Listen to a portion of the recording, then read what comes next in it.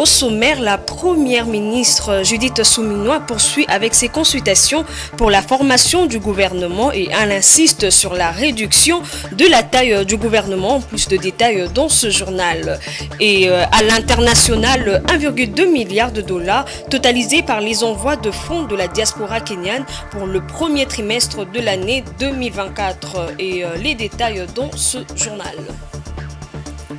C'est l'heure de vous informer, madame, monsieur, bonsoir et bienvenue dans ce journal. Je l'ai annoncé au sommaire de ce journal. La première ministre Judith Souminois poursuit avec ses consultations pour la formation du gouvernement et elle est déjà à son 5e jour de consultations qui vont bon train. Dans ces échanges, elle insiste spécifiquement sur la réduction du train de vie de son institution et de la taille du gouvernement, comme l'expliquent ici les responsables des regroupements politiques qu'elle a reçus. C'est jeudi 18 avril 2024. Je vous propose de les suivre au micro de Jojo Moulamba. Nous sommes tout à fait d'accord avec ça. Je pense que pour qu'un pays puisse aller de l'avant, il faut pouvoir mettre le tout ensemble. Donc à part la probité morale, la compétence, elle a aussi parlé par rapport au nombre des députés pour pouvoir prétendre avoir un ministère. Bon, heureusement que nous sommes aussi allés à de l'UDPS, donc nous savons un peu comment les choses se passent et nous sommes derrière ces critères-là. Il faut qu'il y ait un changement. Le premier changement que le chef de l'État vient de faire, c'est que c'est pour la toute première fois, la République démocratique du Congo a une première ministre. Ce n'est jamais arrivé, c'est la toute première fois. Et à part qu'on a une femme à la tête du gouvernement, c'est aussi la toute première fois que ce soit une ressortissante ou un ressortissant du Congo central. Donc ces deux choses qui n'ont jamais eu à être faites, c'est la première fois que ça se fait.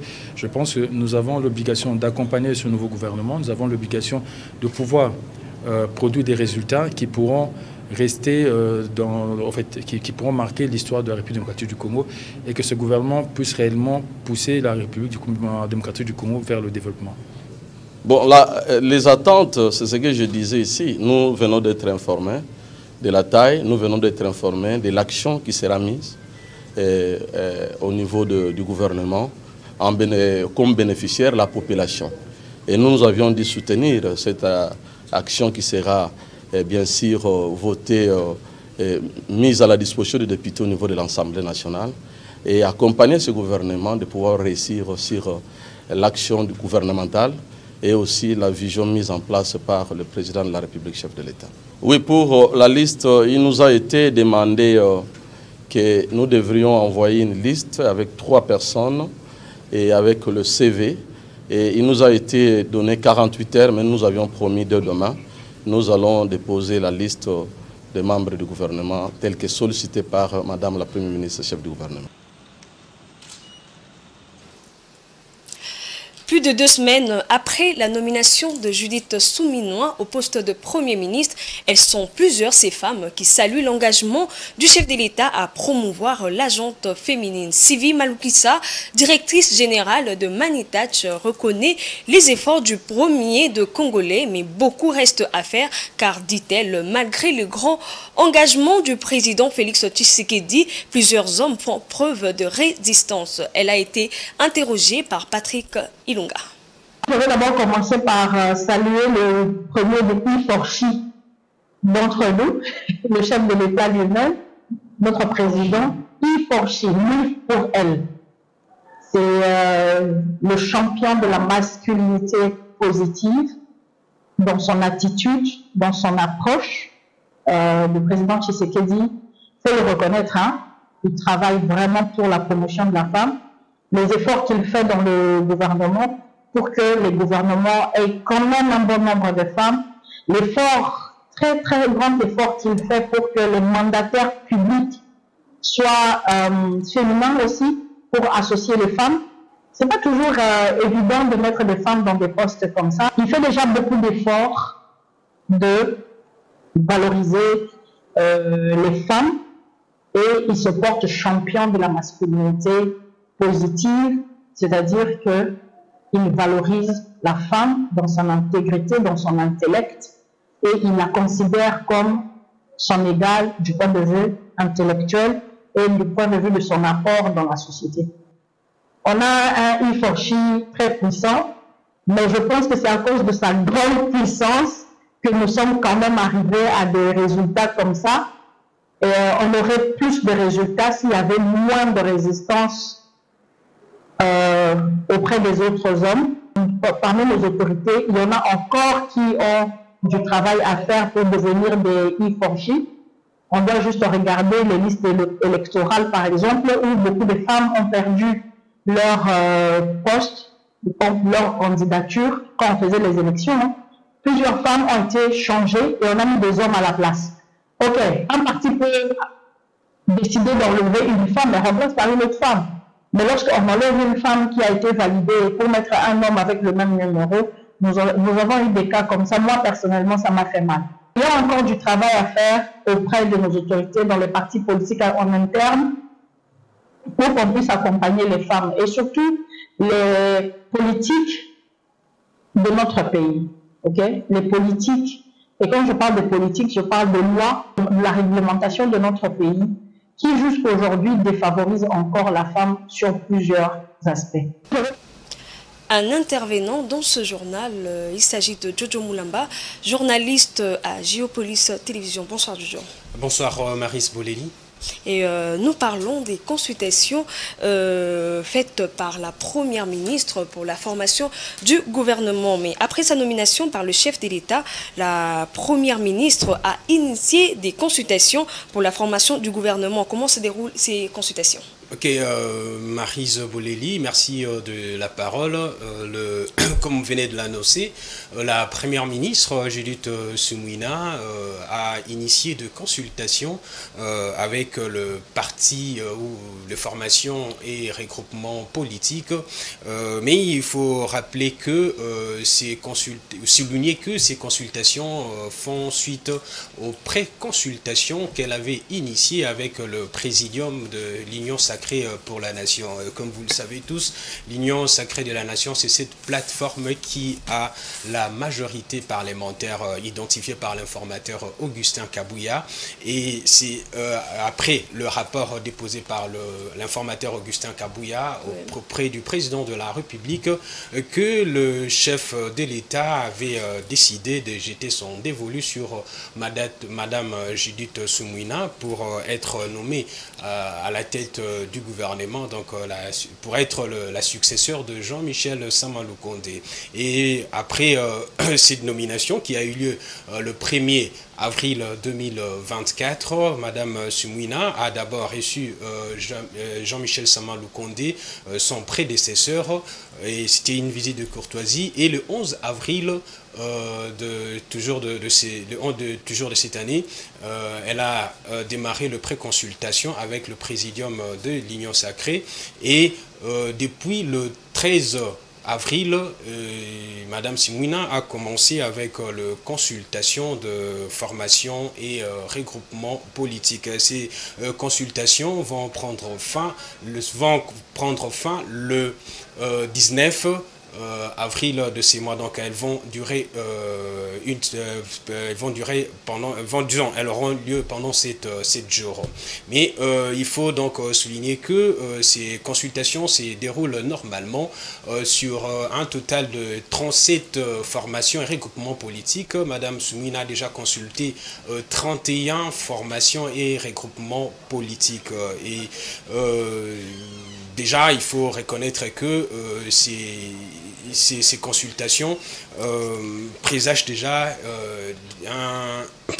de bonnes choses, dans le sens où toutes les personnes ou les personnalités ou les regroupements politiques qui sont consultés sont tous d'accord que Mme Suminwa pourra faire un bon travail. Ok, Jojo Moulamba, est-ce qu'il y a-t-il des critères qui sont définis par la Première ministre pour faire partie du gouvernement? Oui, comme pour tout poste qu'il faut occuper, il y a toujours un critérium qui est défini. Ce qui est bien dans ces consultations, toutes les formations politiques et tous les regroupements politiques qui sont consultés par la Première ministre en tout cas expriment leur approbation par rapport à par rapport au critérium défini par la première ministre. Oui. Ces critériums ou ces critères sont notamment le poids politique, la compétence, l'expérience et aussi le critère genre et jeunesse. Et pour ce qui est du poids politique, il est indiqué que ne peut occuper un poste ministériel que ces regroupements qui a 10 députés. Et vous avez déjà le regroupement IDPC allié qui a déjà une centaine de députés, donc 104 députés, donc et ces regroupements pourra avoir 10 postes, donc si le président de la République est d'accord, et aussi il y a des regroupements qui pourront avoir 7 et d'autres qui pourront avoir aussi peut-être le vice-ministère, et d'autres ne pourront peut-être avoir rien, qui sont consultés, puisqu'il y a des regroupements qui n'ont que 5 députés, et bon, on ne sait pas comment les choses vont se faire, mais pour ce qui est du critère compétence aussi, Madame la Première ministre insiste beaucoup sur ça, et ça c'est aussi un élément très important, puisqu'il faut vraiment répondre aux besoins pressants de la population, et aussi l'expérience ne peut pas aussi faire intégrer ou faire partie du gouvernement quelqu'un qui n'a aucune expérience à ces niveaux. Donc les critères sont là et tous les acteurs, tous les regroupements politiques sont d'accord par rapport à ces critères. Donc ici, c'est que la Première ministre a vraiment, sur les points sur lesquels la Première ministre a vraiment insisté. Et il y a aussi un élément très important par rapport à ces consultations, par rapport à c'est la réduction du train de vie des institutions et puis la réduction de l'effectif de membres du gouvernement. Par le passé, on a connu des gouvernements vraiment mastodontes de 50 à 60 membres et seulement on a avec Matata Pognon qui avait une affaire de 37 membres. C'était une première, mais Madame Soumouina avait aussi réitéré d'en faire aussi exception dans la formation du gouvernement, donc avoir peu de membres, mais un gouvernement efficace, puisque ce n'est pas la taille qui va faire l'efficacité du gouvernement. Donc pour elle, donc, il faut peu de membres, mais avec un gouvernement efficace.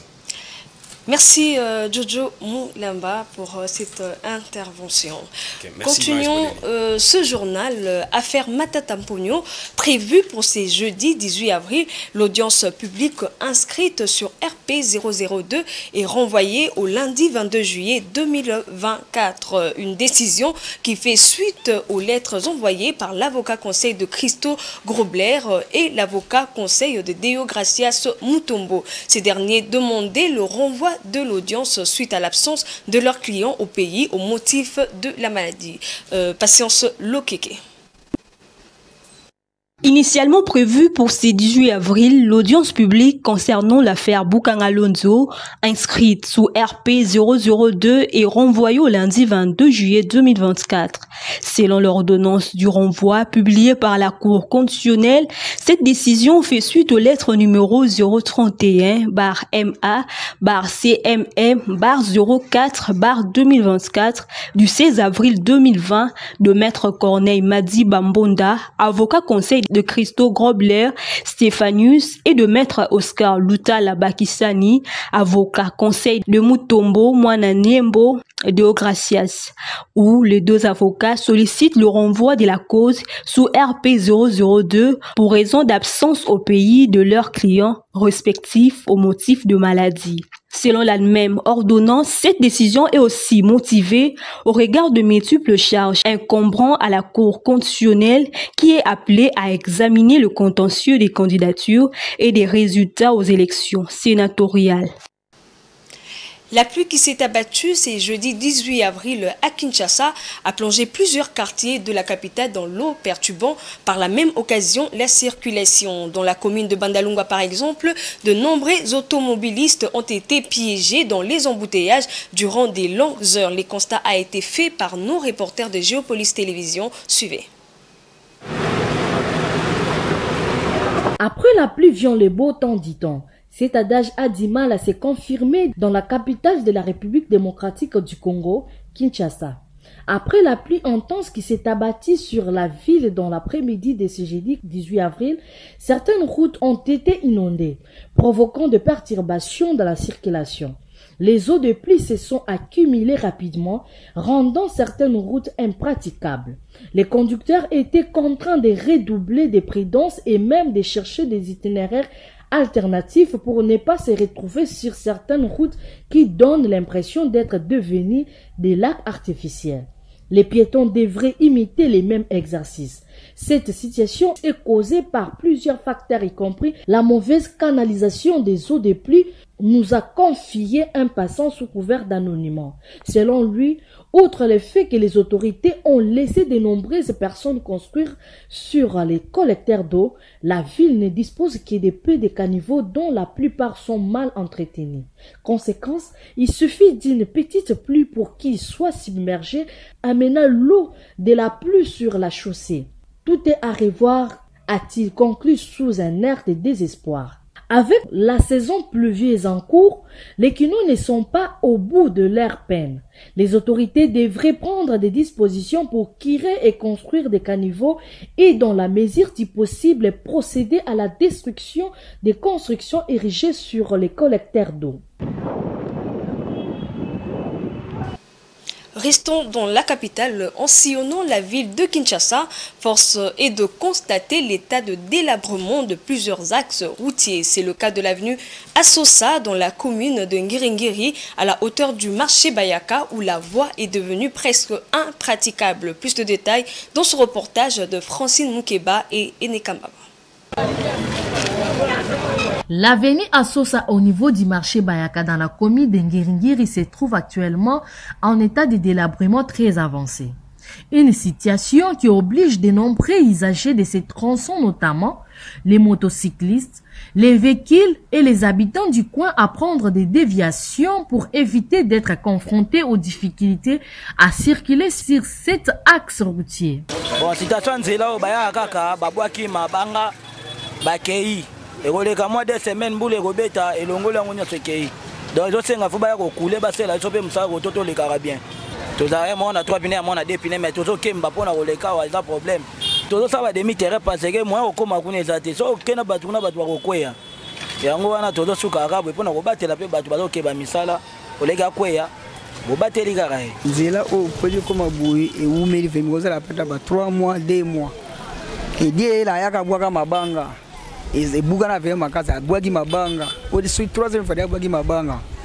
Si les longs électriques à la boue qui parlent le shoot, le camion, et donc nous avons moyen, il y a les Ranzela, monsieur, ils ont monaté, ils ont baloura baloura. Awa, et vous voyez que Kagama est vraiment embouteillage, moi, ils ont zalaté.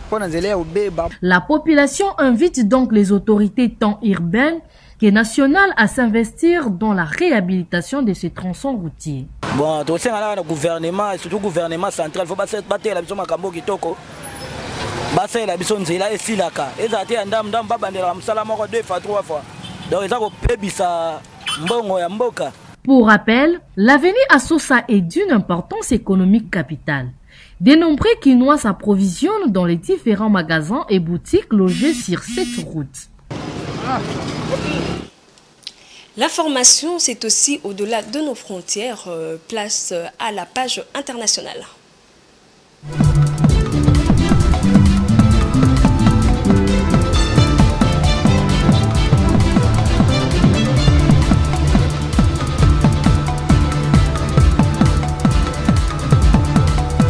Les envois de fonds de la diaspora kenyane ont totalisé 1,2 milliard de dollars au premier trimestre 2024, soit une augmentation de près de 19% par rapport à la même période en 2023. Selon les données de la Banque centrale du Kenya, la hausse des envois de fonds de Kenyan et de l'étranger s'explique notamment par la baisse généralisée des pressions inflationnistes et l'appréciation du shilling qui ont inspiré confiance aux investisseurs. Africa 24.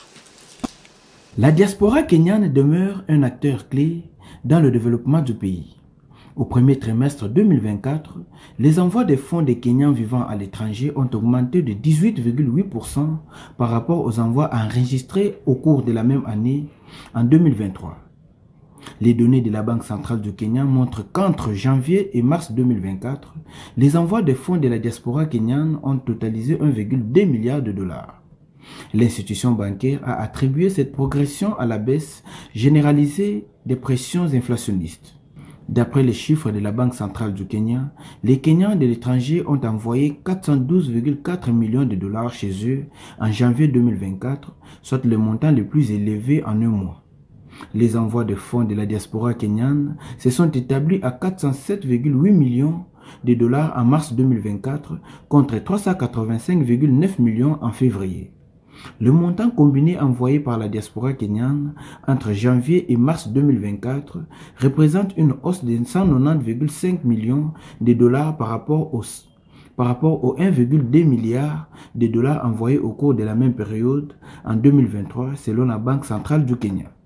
Depuis janvier 2024, le shilling a gagné jusqu'à 18,2% de sa valeur, ce qui a inspiré confiance aux investisseurs. L'augmentation des transferts des devises des Kenyans de l'étranger, en dollars principalement, a contribué en grande partie à atténuer la pression sur la monnaie kenyane. Depuis 2015, les envois de fonds de l'étranger restent la principale source de flux de trésorerie étrangers au Kenya devant le tourisme, les investissements directs étrangers et l'exportation des produits agricoles. L'économie chinoise a progressé au premier trimestre de l'année, dépassant les attentes fixées par les analystes. Le gouvernement a annoncé que la deuxième économie mondiale a connu une croissance annuelle de 5,3% entre janvier et mars, dépassant le 4,8% prévu par rapport au trimestre précédent. L'économie a progressé de 1,6%. Suivez. Cette croissance constitue un soulagement face aux défis posés par la pandémie de Covid-19 qui a ralenti la demande et déclenché une crise immobilière. Le dernier chiffre dresse toutefois un tableau plus positif avec une production industrielle en hausse de 6,1% et des ventes au détail en hausse de 4,7% par rapport à la même période de l'année dernière. Les investissements fixes dans les usines et les équipements ont également connu une croissance de 4,5%. Les analystes attribuent cette forte croissance à une combinaison de politiques gouvernementales visant à stimuler l'économie, à une organisation des dépenses de consommation pendant les vacances du Nouvel An lunaire et à une augmentation des investissements. Toutefois, des inquiétudes subsistent quant à la faiblesse potentielle des indicateurs économiques de mars, notamment en ce qui concerne l'activité post-vacances. En outre, la demande extérieure reste incertaine, comme en témoigne la sous-performance notable des exportations en mars. Il a été noté que le déstockage excédentaire, la normalisation des dépenses des ménages après les vacances et une approche prudente de dépenses publiques et autres mesures de relance affecteront la croissance ces trimestres. Les décideurs politiques ont dévoilé une série de mesures de politique budgétaire et monétaire alors que Pékin cherche à stimuler l'économie. La Chine s'est fixé un objectif ambitieux de croissance du produit intérieur brut d'environ 5% pour 2024. Une croissance aussi forte ferait généralement grimper les cours des actions dans la région. Mais mardi dernier, les actions asiatiques ont fortement chuté après les replis des actions à Wall Street. L'indice Shanghai Composite a perdu 1,4%, Hang Seng du Hong Kong a perdu 1,9%. La référence du plus petit marché de Shenzhen dans le sud de la Chine a perdu 2,8%. Une croissance plus forte dans la plus grande économie de la région serait normalement considérée comme positive pour ses voisins qui dépendent de plus en plus de la demande chinoise pour alimenter leur propre économie. Une autre manière de vous informer, c'est avec les journaux parus dans la ville de Kinshasa. C'est jeudi 18 avril 2024. Madame, Monsieur, place à la revue de presse.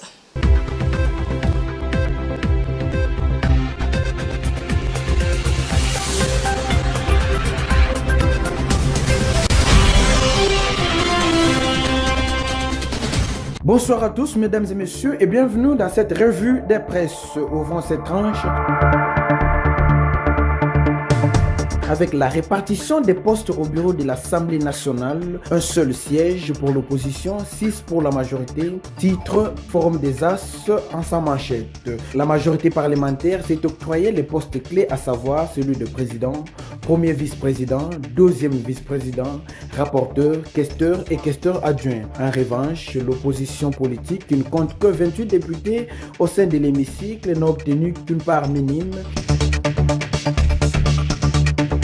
se contentant du poste des rapporteurs adjoints, poursuit le quotidien d'information générale. Toujours dans le même journal, les professeurs de l'université de Kisangani menacent de revendiquer leurs droits. L'association des professeurs de l'université de Kisangani Apukis menace d'user de tous les moyens légaux pour revendiquer le droit des professeurs si le gouvernement ne répond pas à quelques-unes de ces recommandations, de ces revendications. Il s'agit pour le gouvernement de prendre des responsabilités, d'honorer ses engagements en versant le modique salaire du mois de mars non encore aligné aux accords de Bibois dans les plus brefs délais, celui du mois d'avril ou plus tard le 27 avril, et de revenir au versement régulier des salaires avant le 30e jour du mois, poursuit le journal. Commerce extérieur, industrie locale, Jean-Lucien Boussa présente les mesures de protection et de pérennité, titre le journal La Prospérité. Le quotidien d'information générale poursuit. Jean-Lucien Boussa, actuel ministre de Commerce extérieur, a mis en avant la mission de protection de l'industrie locale avec les mesures incitatives de régulation et de commerce. Il a rassuré les professionnels des médias concernant la qualité des produits importés dont l'Office congolais de contrôle veille rigoureusement pour garantir la sécurité des consommateurs. Procès Boukangalonzo, report de l'audience de l'affaire au 22 juillet, titre le journal Info 27. La Cour constitutionnelle a reporté l'instruction de l'affaire concernant le débâcle du parc agro-industriel de Boukangalonzo, initialement prévu le jeudi 18 avril 2024. Cette décision fait suite à l'indisponibilité des parties concernées, notamment l'ancien gouverneur de la Banque centrale Deogracias Mutombo et l'homme d'affaires sud-africain Grobler Christo, qui se trouve à l'étranger pour les raisons de santé. Sud-Ubangi, à Libenge, les enseignants boycottent les activités scolaires suite au retard de paiement de leur salaire, écrit le site d'information 7sur7.cd. Dans le territoire de Libenge, en province du Sud-Ubangi, les enseignants de l'EPST ont décidé de boycotter les activités scolaires pour protester contre le retard de paiement de leur salaire par la Caritas Molegbe. Selon leur intersyndical, la Caritas paye les enseignants de la région toujours en retard alors que les collègues payés par la banque touchent régulièrement leur salaire. C'est la fin de cette revue de presse. Merci de l'avoir suivi.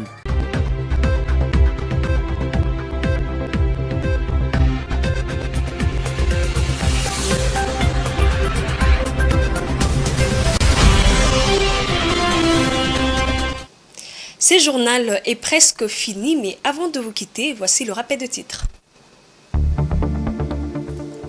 La première ministre Judith Suminwa Tuluka poursuit avec ses consultations pour la formation du gouvernement. Elle insiste spécifiquement sur la réduction de la taille du gouvernement et à l'international 1,2 milliard de dollars totalisés par les envois de fonds de la diaspora kenyane pour le premier trimestre de l'année 2024. Madame, Monsieur, ce journal est complètement fini. Merci de l'avoir suivi et bonne suite de programme sur votre chaîne Géopolis Télévision.